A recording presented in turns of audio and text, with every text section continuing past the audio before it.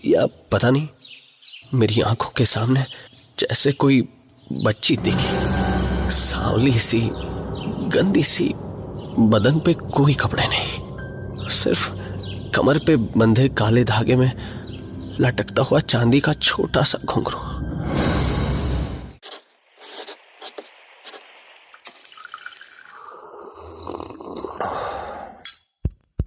Fever stories. ये कार्यक्रम सत्य घटनाओं से प्रेरित है। जिनके साथ ये घटनाएं घटी उसकी वास्तविकता उन्हीं तक सीमित है। भूत प्रेतों और असामान्य विषयों के होने पर चैनल कोई दावा नहीं करता और ना ही प्रोत्साहन करता है।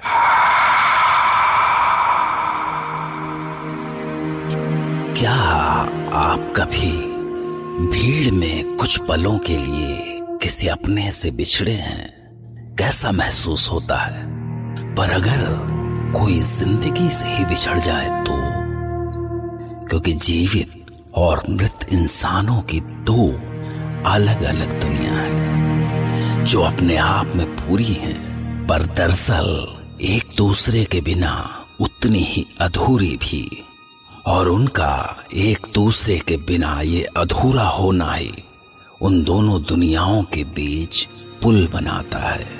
और बेशक कभी कभी ये पुल बहुत खौफनाक हो जाता है।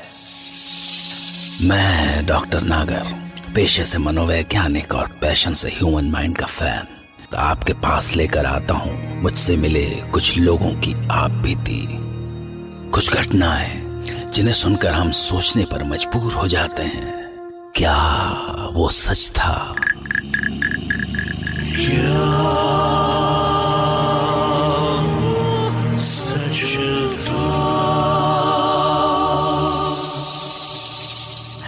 आज हमारे साथ हैं लखनऊ के सौरभ सिन्हा और वो सुनाएंगे अपने साथ घटी एक सच्ची घटना, जब वो बड़ी मुश्किल से एक छोटी सी बच्ची की प्रेतात्मा से छुटकारा पा सके। शायद। मैं सौरभ सिन्हा, मेरी लखनऊ में जॉब लगी और वहीं अपनी कलीग रेनू से प्यार हो गया और शादी भी। पर हम 7 साल में किराए का घर बदल बदल के परेशान हो गए थे, सो हमने लोन करा के एक सुंदर सा 2 बेडरूम हॉल का फ्लैट खरीद लिया। ये हमारे सपनों का घर था जहां सब कुछ बहुत अच्छा था, सिवाय एक पगली के जो सोसाइटी के एंट्रेंस पे हमेशा बैठी रहती थी। अरे तू यहाँ हो, यहाँ आवा ना लाडो, हमार लाडो, हमारे पास आजा बिटिया। लाडो आजा, गोदी में आजा हमार। ए लाडो आना हमार पास। लाडो काहे अम्मा को सतावत है? लाडो आना बिटिया, लाडो। वो हमेशा यही एक रट लगाए रहती थी। बिल्डिंग के दूसरे लोगों की तरह हम भी कभी कभी खाना डाल दिया करते थे उसके सामने। पर जो भी हो, नए घर में बहुत अच्छा लग रहा था हमें। सुनो रेनू, एक अच्छा सा सोफा देखा है मैंने, क्या कहती हो? सोबू, तुम भी ना जितने पैसे जमा किए थे डाउन पेमेंट में लग गए। कहाँ से आएगा तुम्हारा सोफा? अरे EMIs में मिल जाएगा यार। पर सोबू, पिंकी के बोर्डिंग की फीस भी तो जमा करनी है ना। बस ऐसे ही छोटी छोटी खींचतान में बहुत प्यारी लाइफ चल रही थी हमारी। लेकिन एक दिन रेनू मुझसे बोली, सोबू मैं कुछ कहूँ तो तुम डांटोगे तो नहीं ना? अरे नहीं, बोलना। क्या मैं तुझे हमेशा डांटता रहता हूँ? नहीं, थोड़ी अजीब सी बात है ना, इसलिए। अब बोल भी दे यार। एक्चुअली मुझे ना रात में किसी बच्चे की रोने की आवाज सुनाई देती है। क्या बोल रही हो? अरे यार, तुम औरतों का इंट्यूशन भी ना। हमारी बच्ची को कोई तकलीफ नहीं है हॉस्टल में, बेस्ट बोर्डिंग स्कूल में है वो। नहीं यार सोबू, मैं क्या पिंकी की आवाज पहचानती नहीं हूँ क्या? ट्रस्ट मी, वो किसी और बच्ची की आवाज थी। तो क्या शादी से पहले की भी कोई बेटी है क्या तेरी? है? तुम्हारी तो। अरे रुको, कहाँ भाग के जाओगे? अरे छोड़ो, अरे मजाक कर रहा था भाई। रुको। अरे दिल पर अरे लग गई। मैंने हंसी में टाल दिया। बात आई गई हो गई। लेकिन एक रात अचानक मेरी नींद खुली तो मुझे भी वही रोने की आवाज सुनाई थी।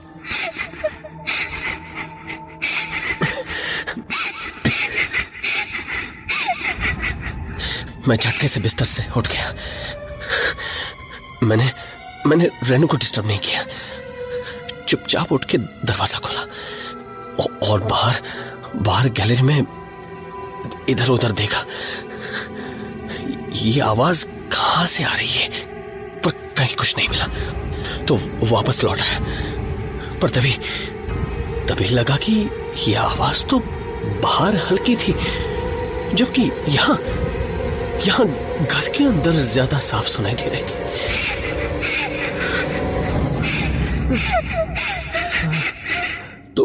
तो रेनू सही कह रही थी।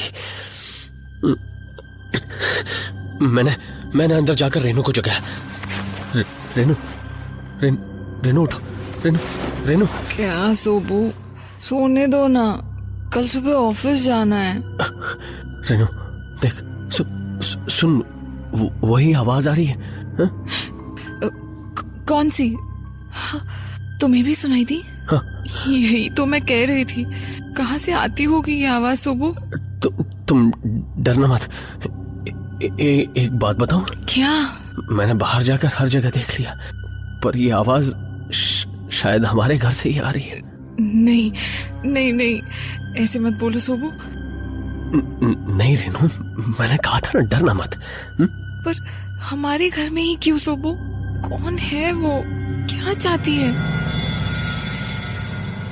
उस दिन तो कुछ देर में वो आवाज आनी बंद हो गई, पर एक रात जब हम डिनर कर रहे थे। ये क्या? और लो ना। नहीं यार, बस बहुत हो गया। अरे हाथ हटाओ। अरे बस बहुत हो गया, पेट भर चुका है। ये क्या हुआ सोबू? क्या हुआ? अरे बोलो ना, क्या हुआ? वो देखो वहां, जैसे कोई सोफे पे बैठा है। वो अभी आया।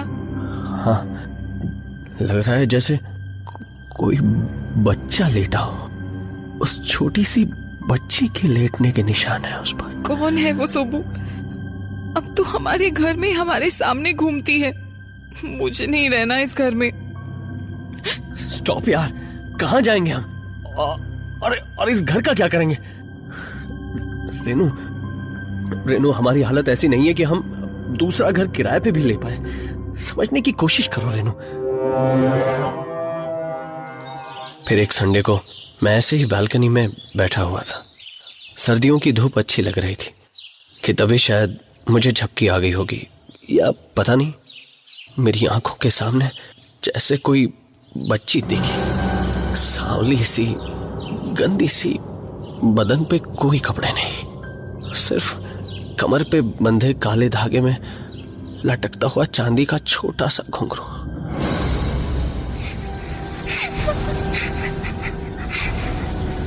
अम्मा, अम्मा, अम्मा, अम्मा। सोबू, क्या हुआ सोबू? सोबू क्या हुआ? कुछ नहीं, कुछ नहीं। तुम इतना हाफ क्यों रहे हो? और ये पसीना, तबीयत तो ठीक है ना? टेल मी सोबू। इट्स ओके, ऐसी कोई बात नहीं है।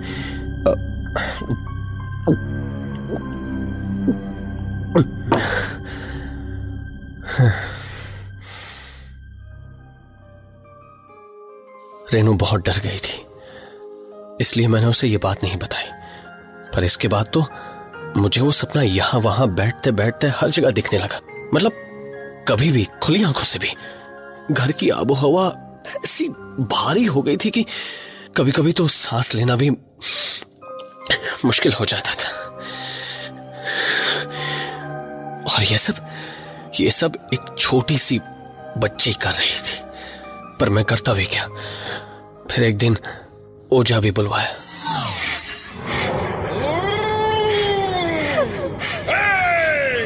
लौट जा, घर से। छोड़ दे इस घर को, छोड़ दे। चली जा, चली जा, नहीं तो बंद करके पेटी में डाल दूंगा। पर कोई फायदा नहीं हुआ। 1-2 दिन की राहत, उसके बाद फिर वही सब शुरू हो गया। हार कर मैंने रेनू को कुछ दिन के लिए उसकी माँ के पास भेज दिया। फिर एक रात कुछ आवाज आई। मैं भागकर रूम से बाहर गया और आज मैं पहली बार उसे साफ साफ देख रहा था। और आज इस बार रोने की आवाज नहीं थी। वो बच्ची जैसे अपने छोटे छोटे पैरों से वो खुशी से मेरे घर से भागकर चली गई।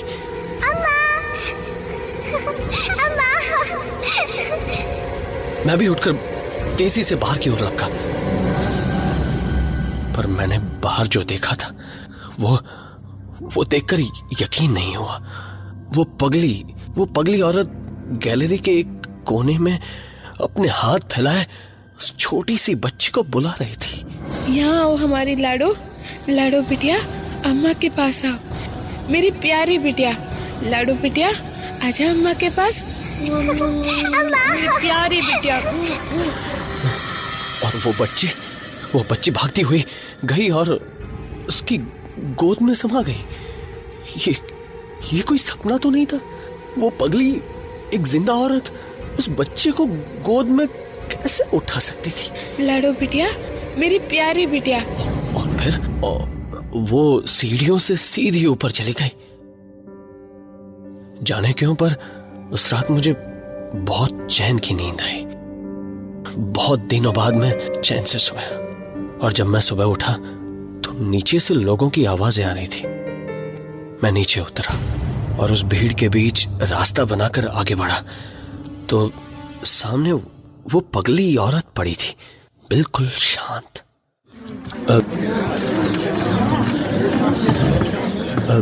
क्यों भाई, ये कब और कैसे हुआ? सुबह निकला तो देखा यहाँ पड़ी हुई थी।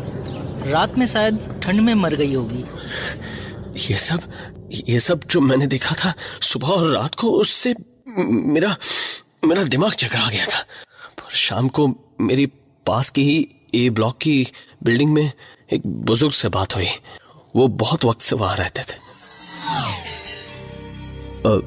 कौन थी ये पगली, जानते हैं आप? मजदूर थी। जब यहाँ काम चल रहा था CD और E ब्लॉक का, तो बहुत सारे बिलासपुरी लेबर काम कर रहे थे इस साइट पे। उन्हीं में से एक थी इसकी एक छोटी सी बच्ची गड्ढे में गिर के मर गई थी। अरे कैसे हुआ था ये? अपनी ही माँ के आंखों के सामने। उस वक्त उसकी माँ बिल्डिंग में काफी ऊपर चढ़ी हुई थी, काम कर रही थी। तब यहाँ काफी सुनसान रहता था। आसपास जंगल झाड़ियां सी थी। मैं यहीं इस बालकनी के बाहर देख रहा था। मैंने देखा वो बच्ची रोती रोती अपनी माँ को ढूंढती हुई जा रही थी।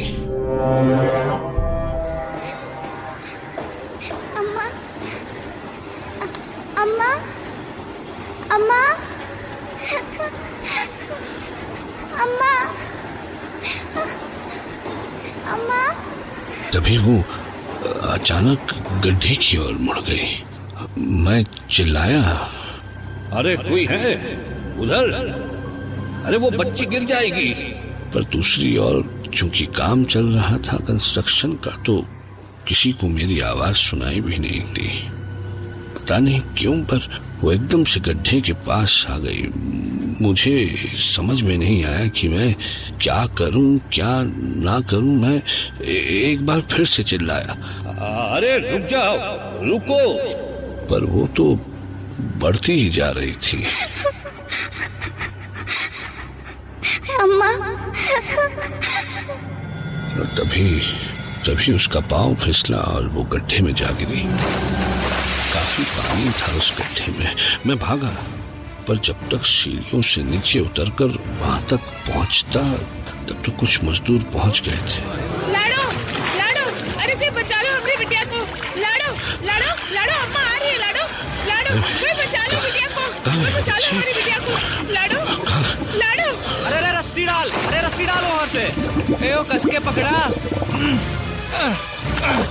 हाली कर। अरे उतना हिलता ही नहीं।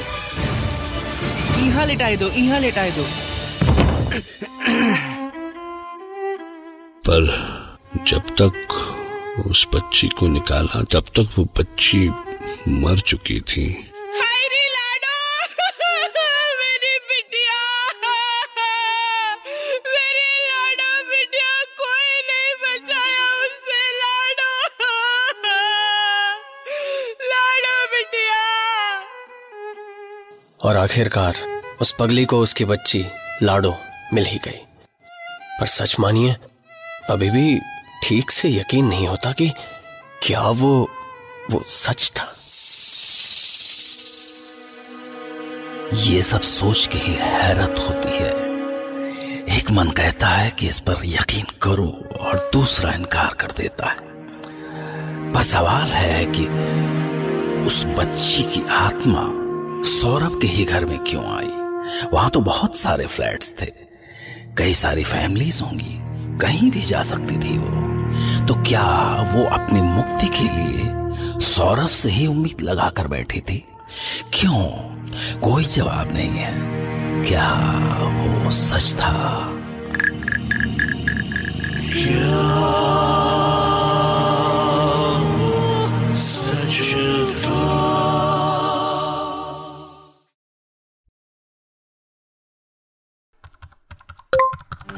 ऐसी और कहानियां सुनने के लिए सब्सक्राइब करिए फीवर स्टोरीज। कहानियां ऐसी जो दिखाई दें।